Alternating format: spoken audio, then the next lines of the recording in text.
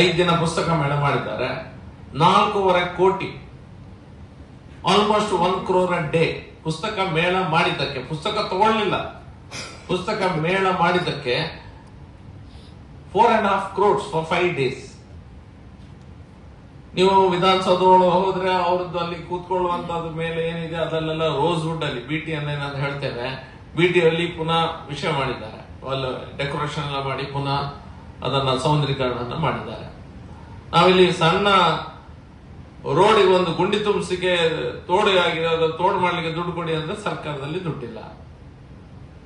ಎಲ್ಲೆಲ್ಲಿ ಈಗ ಸರ್ಕಾರದಿಂದ ನಮಗೆ ಪಾಸ್ ಮಾಡಿದಾರಂತ ಸ್ಟೇಟ್ಮೆಂಟ್ ಅನ್ನ ಕೊಡ್ತಾ ಇದ್ದಾರೆ.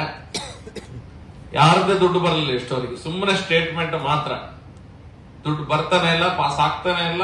ನಿಮ್ಮತ್ತು ಗೊತ್ತಿದೆ ಯಾವ ರೀತಿಯ ಭ್ರಷ್ಟಾಚಾರ ಅದು ಇದೆಲ್ಲ ಇದೆ ಅಂತ, ಅದು ಬೇರೆನೇ ವಿಷಯ. ಫೈನಾನ್ಷಿಯಲ್ ಫಿಸಿಕಲ್ ಡಿಸಿಪ್ಲಿನ್ ಇಲ್ಲದಂತ state government, physical discipline 5 paise ಇಲ್ಲ, ನಾವೆಲ್ಲ ಸಾಲದಲ್ಲಿದ್ದೇವೆ. ಇದರಲ್ಲಿ ಇವರಿಗೆ ಪರ್ಚೇಸಿಗೆ 4G ಎಕ್ಸಂಪ್ಷನ್ ಅನ್ನ ವಿಧಾನಸೌಧದ ಸ್ಪೀಕರ್ ಆಫೀಸಿಗೆ 4G ಎಕ್ಸಂಪ್ಷನ್ ಅನ್ನ ಕೊಟ್ಟಿದ್ದಾರೆ. 4G ಎಕ್ಸಂಪ್ಷನ್ ಅನ್ನ ಕೊಟ್ಟಿದ್ದಾರೆ. ಯಾಕೆ ಕೊಟ್ಟಿದ್ದಾರೆ ನಮ್ಗೆ ಇನ್ನೂ ಗೊತ್ತಿಲ್ಲ. ಎಲ್ಲಾದ್ರೆ ಟೆಂಡರ್ ಅದು ಇದು ಎಲ್ಲದೂ ಇರ್ತದೆ. ಇದಕ್ಕೆ ಕೋರ್ಟ್ ತಗೊಳ್ತಾರೆ, ಯಾರಿಗೆ ಬೇಕಾದವರಿಗೆ ಅವ್ರಿಗೆ ಕೊಟ್ಟು ಬಿಡ್ತಾರೆ.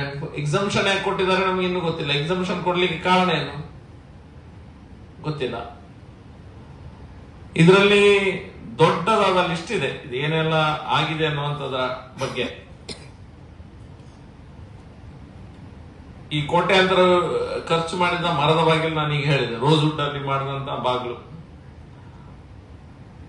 ಕಾರ್ಪೆಟಿಂಗ್ ಮಾಡಿದ್ದಾರೆ, ಲಕ್ಷಾಂತರ ರೂಪಾಯಿ ಬಿಲ್ ಹಾಕಿದೆ ಅದಕ್ಕೆ. ಕಾರ್ಪೆಟಿಂಗ್ ಎಲ್ಲ ಟೋಟಲ್ ಆಗಿ ಮಾಡಿಟ್ಟಿದ್ದಾರೆ.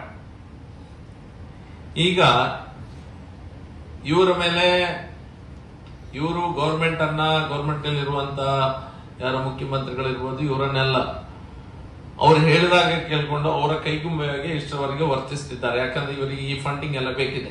ಈಗ ಸಿಚುವೇಶನ್ ಹೇಗಿದೆ, ಫೈನಾನ್ಸ್ ಡಿಪಾರ್ಟ್ಮೆಂಟ್ ಇಂದ ನೀವು ಕನ್ಕರೆನ್ಸ್ ಅಂತ ತೆಗೆದುಕೊಂಡು ಅವರಿಂದ ಪಾಸ್ ಮಾಡಿಕೊಂಡು ಆಮೇಲೆ ಇದೆಲ್ಲ ಮಾಡಬೇಕು. ಆ ರೀತಿಯ ವ್ಯವಸ್ಥೆನೇ ಇಲ್ಲ. ಫೈನಾನ್ಸ್ ಡಿಪಾರ್ಟ್ಮೆಂಟ್ ಕನ್ಕರೆನ್ಸ್ ತಗೊಳ್ಳುವಂತ ವ್ಯವಸ್ಥೆ ಗೌರ್ಮೆಂಟ್ ಇಂದ ಕೋಟಿ ಅಂತ ತಗೊಂಡಿದ್ದಾರೆ, ಇವರು ಹಾಕಿದ್ದಾರೆ. ಹತ್ರ 49,000 ಹಾಕಿದ್ದಾರೆ. ನೀವು ಮ್ಯಾಕ್ಸಿಮಮ್ ಮಾರ್ಕೆಟ್ ಅಲ್ಲಿ ನೀವು ಹೋಗಿ ಗೂಗಲ್ ಅಲ್ಲಿ ಅಥವಾ ಆನ್ಲೈನ್ ಹೋಗಿ ನೀವು ಪರ್ಚೇಸ್ ಮಾಡ್ಲಿಕ್ಕೆ ಅಮೆಝಾನ್ ಬೇರೆ ಬೇರೆ ನೋಡಿದ್ರೆ 16,600 ರೂಪಾಯಿ ಇದೆ ಈ ಲಾಕ್ಸ್ಗೆ. ಸ್ಮಾರ್ಟ್ ಸೇಫ್ ಲಾಕರ್ಸ್ ಏನ್ ಹಾಕಿದ್ದಾರೆ, ಸೇಫ್ ಲಾಕರ್ಸ್, ಅದಕ್ಕೆ 35,000 ಗವರ್ಮೆಂಟ್ ಕೊಟ್ಟಿದೆ ಇವರು ಹಾಕಿದ್ರಲ್ಲಿ. 8,100 ರೂಪಾಯಿ ಮಾರ್ಕೆಟ್ ಅಲ್ಲಿ ಹೊರಗಡೆ ಸಿಗ್ತದೆ. Energy solutions, smart energy solutions ಹಾಕಿದ್ದಾರೆ 19,500 ರೂಪಾಯಿ, ಅದಕ್ಕೆ ಗವರ್ಮೆಂಟ್ ರೇಟು. ಮಾರ್ಕೆಟ್ ಅಲ್ಲಿ 30,000ಕ್ಕೆ ಸಿಗ್ತದೆ. ಸ್ಟೇನ್ಲೆಸ್ ಸ್ಟೀಲ್ ವಾಟರ್ ಪ್ಯೂರಿಫೈರ್ ಹಾಕಿದ್ದಾರೆ 30,000. 90,500 ಗವರ್ಮೆಂಟ್ ಕೋಟ್. ಮಾರ್ಕೆಟ್ ಅಲ್ಲಿ ಮ್ಯಾಕ್ಸಿಮಮ್ ರೇಟ್ ನೀವು ಆನ್ಲೈನ್ ಅಲ್ಲಿ ಚೆಕ್ ಮಾಡಿದ್ರೆ 30,000ಕ್ಕೆ ಸಿಗ್ತದೆ. ಸ್ಟೇನ್ಲೆಸ್ ಸ್ಟೀಲ್ ವಾಟರ್ ಪ್ಯೂರಿಫೈಯರ್ 65,000 ಇದೆ. ಮಾರ್ಕೆಟ್ ಅಲ್ಲಿ 16,000ದಿಂದ ಮ್ಯಾಕ್ಸಿಮಮ್ ಬೇರೆ ಬೇರೆ ಟೈಪ್ ಇದೆಲ್ಲ ಐಫೈ ಎಲ್ಲ ನೋಡಿದ್ರು ಸಹ ಒಂದು 53,000ಕ್ಕೆ ಬರ್ತದೆ ಮ್ಯಾಕ್ಸಿಮಮ್. ಇದೆಲ್ಲ ಸಾಧಾರಣ smart door locks, smart lockers, stainless, ಇದೆಲ್ಲ 224 ನಂಬರ್ಸ್. ಒಂದೊಂದು ಸಿಂಗಲ್ ತಗೊಂಡ್ರೆ 224 ಇದನ್ನ ತಗೊಂಡಿದ್ದಾರೆ. ಸ್ಮಾರ್ಟ್ ಎನರ್ಜಿ ಸೊಲ್ಯೂಷನ್ಸ್ 123 ಇದೆ. ಇಲ್ಲಿರುವಂತಹ ಭ್ರಷ್ಟಾಚಾರದ ಮಾತುಗಳು ಏನ್ ನಮ್ಗೆ ಬರ್ತಾ ಇದೆ ಅಥವಾ ನಮ್ಮ ಮನಸ್ಸಿನಲ್ಲಿ ಮೂಡಿದೆ, ಇದ್ರ ಬಗ್ಗೆ ಪ್ರೂಫ್ ಗೀಫ್ ಎಲ್ಲ ಇವ್ರು ಕೇಳಬೇಕಾಗ್ತದೆ. ಮೊದಲನೇದಾಗಿ ಸ್ಪೀಕರ್ ಆಫೀಸ್ ಅನ್ನ RTI ವ್ಯಾಪ್ತಿಯಲ್ಲಿ ತರಬೇಕು. ನಮ್ಮ ಡಿಮಾಂಡ್ ಅಂತ ಹೇಳಿದ್ರೆ ಮೊದಲು RTI ವ್ಯಾಪ್ತಿಯಲ್ಲಿ ಇಡೀ ಸ್ಪೀಕರ್ ಆಫೀಸ್ ಅನ್ನ ತರಬೇಕು. RTI ವ್ಯಾಪ್ತಿಯಲ್ಲಿ ಇಲ್ಲ, ನಾವು ಪ್ರಶ್ನೆ ಹಾಕ್ಲಿಕ್ಕೆ ಒಂದು ಅಧಿಕಾರ ಇಲ್ಲ. ಇಷ್ಟರ ತನಕ ಈ ರೀತಿಯ ಒಂದು ಅವ್ಯವಸ್ಥೆ ಅಥವಾ ಸಭಾಧ್ಯಕ್ಷರ ಪೀಠಕ್ಕೆ ಈ ರೀತಿ ಒಂದು ಕಪ್ಪು ಮಸಿ ಹಾಕಿದಂತ ಅಥವಾ ಹಾಕಿಸಿಕೊಂಡಂತ ಪ್ರಕರಣ ಇಷ್ಟರವರೆಗೆ ಕರ್ನಾಟಕ ರಾಜಕಾರಣದಲ್ಲಿ ಆಗಲಿಲ್ಲ. ಹೀಗಾಗಿದೆ.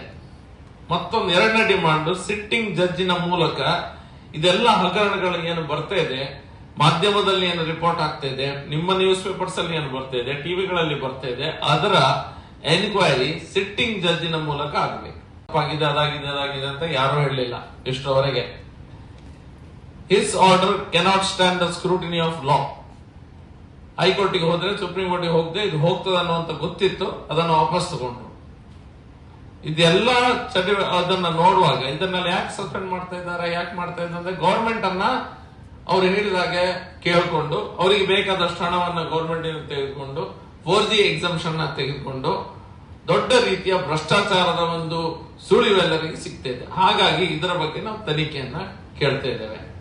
ಇಷ್ಟು ಮಾತ್ರ ಅಲ್ಲ, ದೊಡ್ಡ ದೊಡ್ಡ ರೀತಿಯಲ್ಲಿ ಅಲ್ಲಿ ನಮ್ಮ ಲೌಂಜ್ ಏನಿದೆ, ಶಾಸಕರಿಗೆ ಕುಳಿತುಕೊಳ್ಳುವಂತ ವಿಧಾನಸೌಧ ಲೌಂಜ್ ಏನಿದೆ, ಅದನ್ನ ಇವರು ಆಲ್ಮೋಸ್ಟ್ ಮಸಾಜ್ ಪಾರ್ಲರ್ ರೀತಿಯಲ್ಲಿ ಮಾಡಿಬಿಟ್ಟಿದ್ದಾರೆ. ಮಸಾಜಿಂಗ್ ಮಿಷಿನ್ ಎಲ್ಲ ತಂದಿಟ್ಟು ಅಲ್ಲಿ ಅವರ ಕಂಪನಿಯವರು ಬಂದು ಒಟ್ಟಿಗೆ ಕೂತ್ಕೊಳ್ಳಿಕ್ಕೆ ಕಂಪನಿಯವರು ಬಂದು ಆ ಮಸಾಜ್ ಮಾಡುವಂತ ಮೆಷಿನ್ ಅನ್ನ ಶಾಸಕರಿಗೆ ಮಾರ್ಕೆಟಿಂಗ್ ಮಾಡೋದು, ಮತ್ತೆ ಅಲ್ಲಿ 3-4 ಮೆಷಿನ್ ಅನ್ನ ಹಾಕಿ ಎಲ್ಲರಿಗೂ ಆ ರೀತಿ ಒಂದು ವ್ಯವಸ್ಥೆ ಮಾಡಿದ್ದಾರೆ.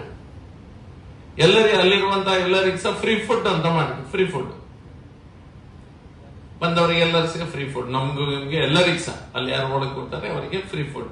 ಅದ್ರ ಬಗ್ಗೆ ಲೆಕ್ಕಾಚಾರ ಬೇಕಲ್ಲ, ಸಬ್ಸಿಡೈಸ್ಡ್ ಅಥವಾ ಟೋಟಲಿ ಫ್ರೀ. ಟೋಟಲಿ ಫ್ರೀ ಆದ್ರೆ ಎಷ್ಟು ಖರ್ಚಾಗ್ತದೆ, ಏನಾಗ್ತದೆ, ಗಂಧ ಗಾಳಿ ನಮ್ಗೆ. ಯಾಕಂದ್ರೆ RTI ವ್ಯಾಪ್ತಿಯಲ್ಲಿ ಇಲ್ಲ ಇವತ್ತು ಸಹ. RTI ವ್ಯಾಪ್ತಿಯಲ್ಲಿ ಈಗ ಅದನ್ನ ತರಲೇಬೇಕು. ನಿಮ್ಮ ಪತ್ರಿಕೆಯಲ್ಲೇ ಇಷ್ಟು ದೊಡ್ಡ ಬ್ರಹ್ಮಾಂಡ ಭ್ರಷ್ಟಾಚಾರದ ಲಕ್ಷಾಂತರ ಕೋಟ್ಯಾಂತರ ಭ್ರಷ್ಟಾಚಾರದ ಸುದ್ದಿ ಬರ್ತಾ ಇದೆ. ಹಾಗಾಗಿ ಇದನ್ನ RTI ತರಲೇಬೇಕು. ಇರೋದು ಒಂದು MLA, ಮತ್ತೆ ಈ ಕುಶನ್ ಚೇರ್ ತಗೊಂಡು ಹೋಗ್ತಾರೆ. ಈಗ ಮತ್ತೊಂದು ರೀತಿಯ ಚೇರ್ ಅನ್ನು ಒಳಗೆ ತಂದಿಟ್ಟಿದ್ದಾರೆ. ಎಲ್ಲ ಟೋಟಲ್ ಕರ್ಟನ್ ಗಿಟನ್ ನೀವು ಹೇಳಿದ್ರೆ ಪಟ್ಟ ಸಿಗ್ತದೆ. ನಮ್ಗೆ ಬೇಡ, ಅಗತ್ಯನೇ ಇಲ್ಲ. ನೀವು ಬೆಡ್ಶೀಟ್ ಅನ್ನ ಡೈಲಿ ಇವರು ಚೇಂಜ್ ಮಾಡ್ತಾರೆ, ಕೂತ್ಕೊಳ್ತಾರೆ ಹೊಸ ತಗೊಂಡು. ಅಗತ್ಯನೇ ಇಲ್ಲ, ನಾಟ್ ರಿಕ್ವೈರ್ಡ್. ನೀವು ಕರೆಕ್ಟ್ ಆಗಿ ನೀವು ವಿಧಾನಸೌಧ ನೋಡಿ ಯಾರಾದ್ರೂ ಬಂದ್ರೆ ನಾನು ಎಲ್ಲ ಚೋಟ್ ಕರ್ಕೊಂಡು ಹೋಗ್ತೇನೆ. ವರಾಂಡದಲ್ಲಿ ನಾಯಿ ತಿರುಗಾಡ್ತಾ ಇರ್ತದೆ ಆಚೆ. ಇವರು ಸ್ಮಾರ್ಟ್ ವಾರ್ಡ್ ಹಾಕಿದ್ದಾರೆ ಒಳಗೆ ನಾಯಿಗಳು, ಇನ್ನೂ ಸಹ ನಾಟ್ ಜೋಕಿಂಗ್. ವರಾಂಡದ ಒಳಗೆ LHನ ವರಾಂಡದ ಒಳಗೆ ಅದರಲ್ಲಿ ಇವರು ಟೆನ್ಷನ್. ಎಲ್ಲರೂ ಪರ್ಚೇಸ್ ಮಾಡುವ ಒಂದು ವ್ಯವಸ್ಥೆಯಲ್ಲೇ ಇದ್ದಾರೆ. ಬೇಗ ಬೇಗ ಪರ್ಚೇಸ್ ಮಾಡಬೇಕು, ಆದಷ್ಟು ಪರ್ಚೇಸ್ ಮಾಡಬೇಕು. ಡೆಕೋರೇಷನ್ ಅದು ಇದು ಏನ್ ಕೇಳಿದ್ರೆ ಇಮಿಡಿಯೇಟ್ ಆಗ್ತದೆ. ಹಾಗಾಗಿ ಇದರ ಬಗ್ಗೆ ಇಮಿಡಿಯೇಟ್ ಆಗಿ RTI ವ್ಯಾಪ್ತಿಗೆ ತರಬೇಕು, ಎನ್ಕ್ವೈರಿನ ಆಗ್ಬೇಕು. ಇದು ನಮ್ಮ ಡಿಮಾಂಡ್.